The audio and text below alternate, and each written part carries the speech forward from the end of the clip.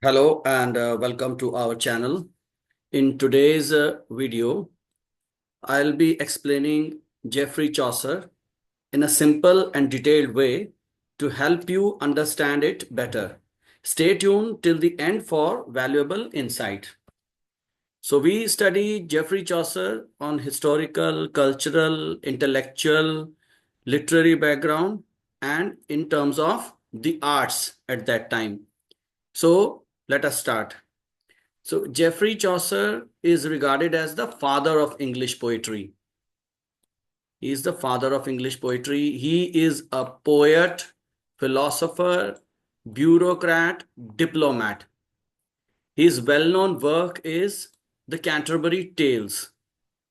And he is known for his mastery of character development, satire, narrative diversity, and he marks a transition from Middle English to Modern English.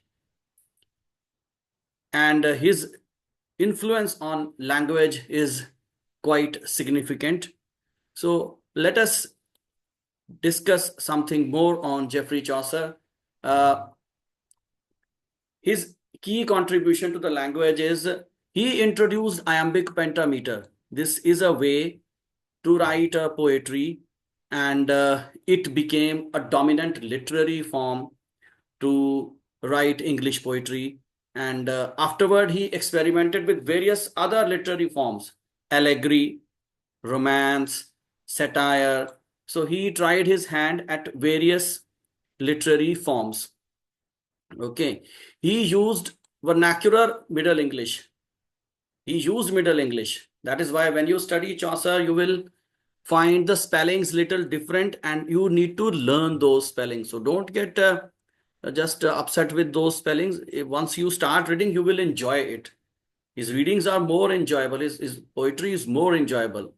So he didn't follow much Latin or French. He used vernacular Middle English. Then, yeah.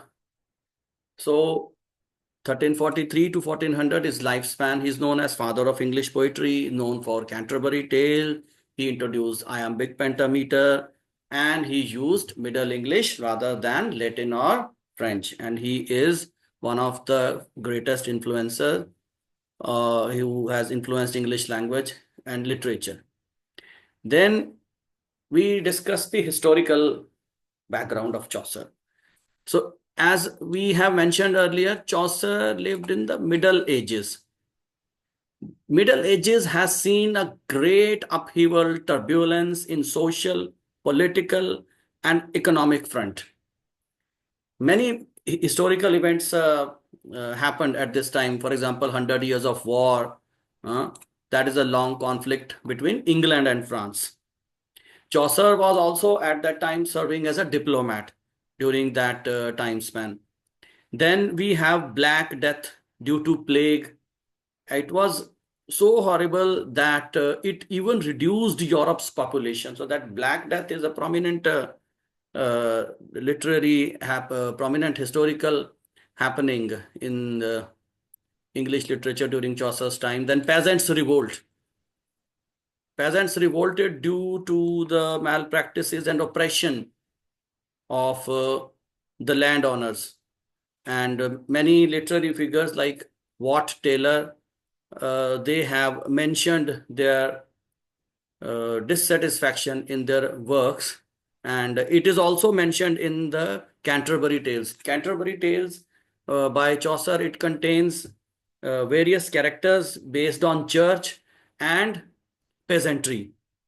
So both these aspects are covered in Prologue's Canterbury Tale. When you read it, you will have fair idea about the characters of church and the characters related to farmers, farming.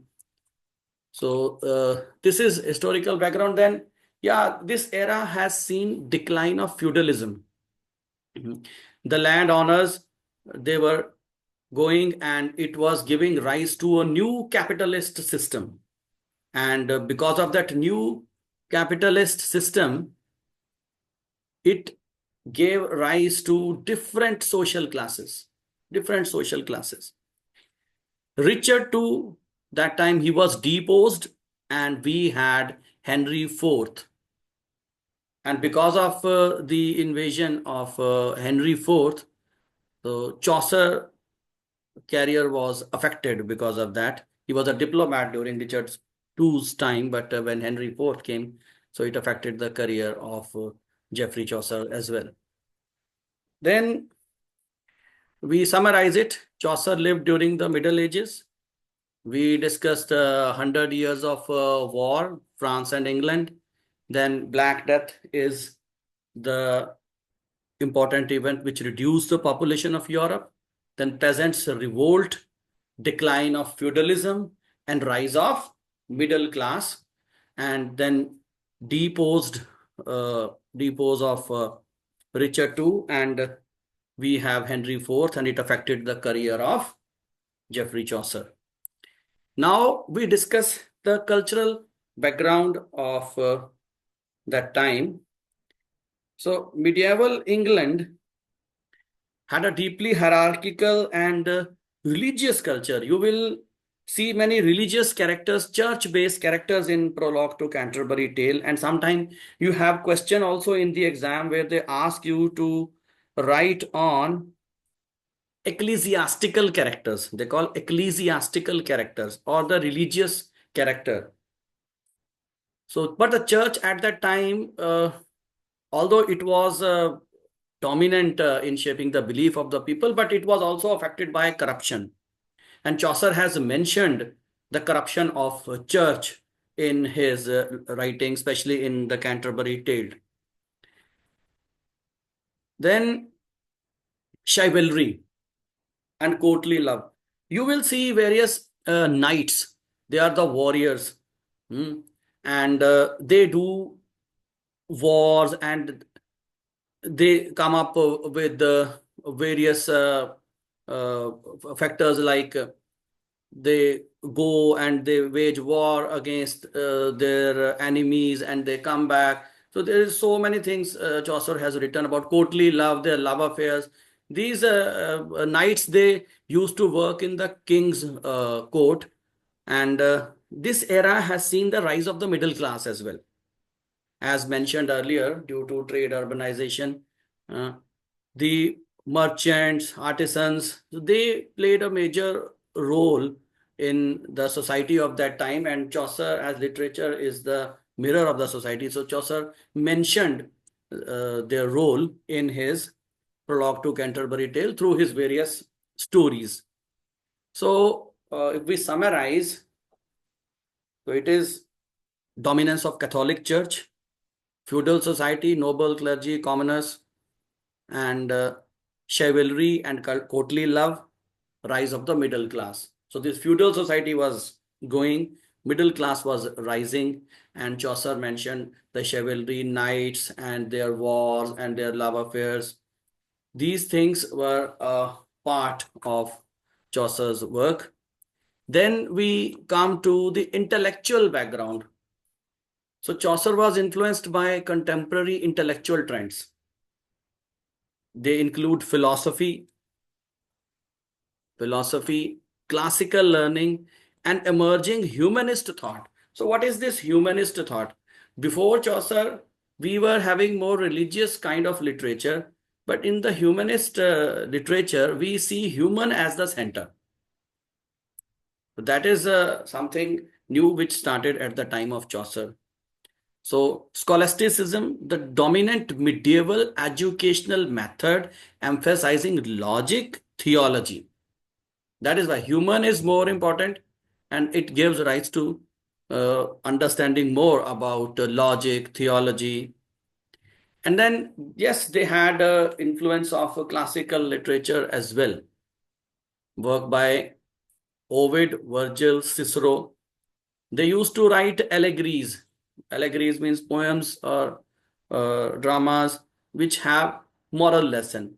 So Chaucer is influenced by these writers like Ovid, Virgil, Cicero, and yes, Boethius, the consolation of philosophy. Yes. So Boethius' consolation of philosophy Chaucer was influenced by that. And if you read Chaucer's Troilus and Cresside, you will have a better idea about this. And humanism and early Renaissance thought. Though Chaucer lived before Renaissance, but even then we see fair amount of humanism, and Chaucer is called the storyteller. Chaucer is known for its storytelling ability.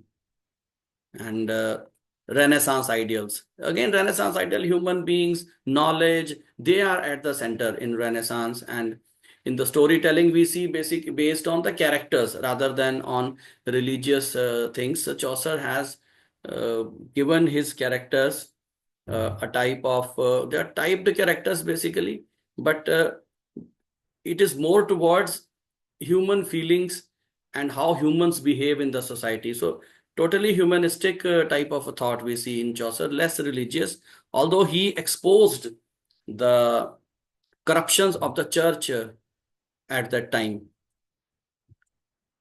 So once again, if we summarize it, emphasized logic and theology, then he is influenced by Ovid, Virgil, Cicero. Then Boethius, Consolation of Philosophy, one of the books that influenced Chaucer. And it is early phase of humanism. And we see the shift towards characters. And Chaucer, through his storytelling technique, he presents different characters which are still alive in the form of the literary works.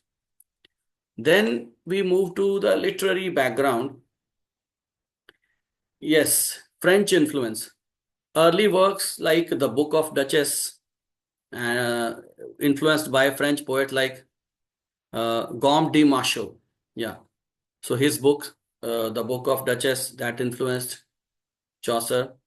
Italian influence, if we say Chaucer once traveled to Italy as well, so he was influenced by the works of these prominent writers like Dante, Petrarch, Boccaccio. Boccaccio's Decameron influenced Canterbury Tales. So he has his inspiration from Boccaccio's Decameron. But yes, he was influenced by French and Italian writers. Then Middle English poetry, if you talk about Middle English poetry, that time, yeah, William Langland was his contemporary and he has also written Pius the Plowman. John Gower was his contemporary and he has written Confessio Amentis. They also use Middle English. Chaucer, Langland, and John Gower, they also wrote in Middle English. So Chaucer's early work, they include like the House of Fame, the Parliament of Fowls. So they had again tradition of allegorical dreams and visions. So the allegorical dreams and visions means through dream they write they give their point of view through dreams, but they give a message to the society.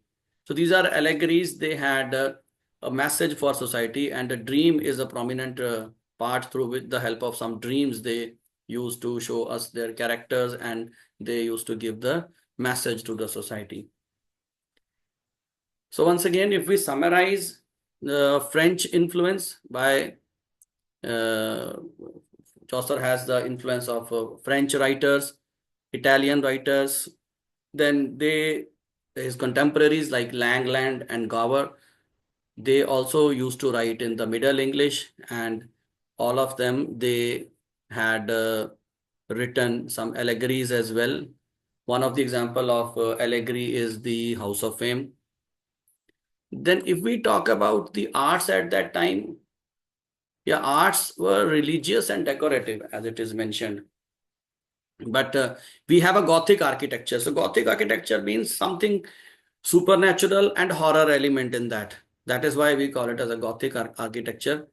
Mm. We have seen the construction of grand cathedrals. They have mentioned Westminster Abbey. But when you see Gothic architecture, you will see an element of supernaturalism and horror. It was the time of manuscript illumination, handwritten books, beautifully decorated handwritten books. Chaucer's Canterbury Tales is also one of them, and many tales still survive today, and we are reading it. So medieval drama, mystery and morality plays. Again, the main purpose is to give message to the society, and storytelling was the important part of that. Then we have medieval ballads, courtly songs, for the entertainment of the courtiers. So we sometimes Chaucer's work also include musical references.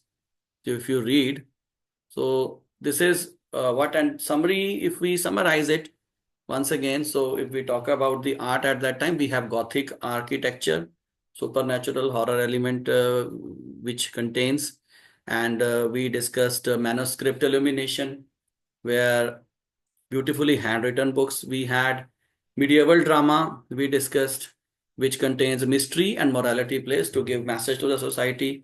And in music and poetry, we have these genres like ballads, courtly songs, and we also see musical references in Chaucer's works. So if you talk about Chaucer's literary style, it has realism, humor, and satire. Humor, Chaucer says, "My wit is short and you may well understand." He mocks at the follies and the foibles of the characters, but still says, "My wit is short and you may well understand." I mean, it is so ironic and entertaining when you read Chaucer. And yes, as mentioned earlier, he used iambic pentameter, a way to write the poetry which was adopted by many prominent writers after that. But Chaucer is master in characterization. He delineated interesting characters that you read in Prologue to Canterbury Tales. Mm. And he's a great storyteller. He is a chronicler of his age as well. We call it as a chronicler of his age. He has presented the history of his times through literature. We come to know more about the history and the society of 14th century England from the text of Canterbury Tales. Yes, he established English as a literary language, and great poets and writers were influenced by Geoffrey Chaucer, which includes William Shakespeare, mm, and Spenser. So they were influenced by Chaucer, and this is the importance of Geoffrey Chaucer in English literature, and he is considered as a pioneer of storytelling. He is one of the greatest storytellers. Chaucer as a storyteller, you may have this question in the exam. Chaucer as a storyteller, or irony in Chaucer's work Prologue to Canterbury Tales. If you read the tales, if you read the stories, you can easily answer by describing various examples from the text, and you can say that yes, Chaucer is a great storyteller. And I will make another video where I will discuss more questions on Chaucer, how to handle those questions in exams.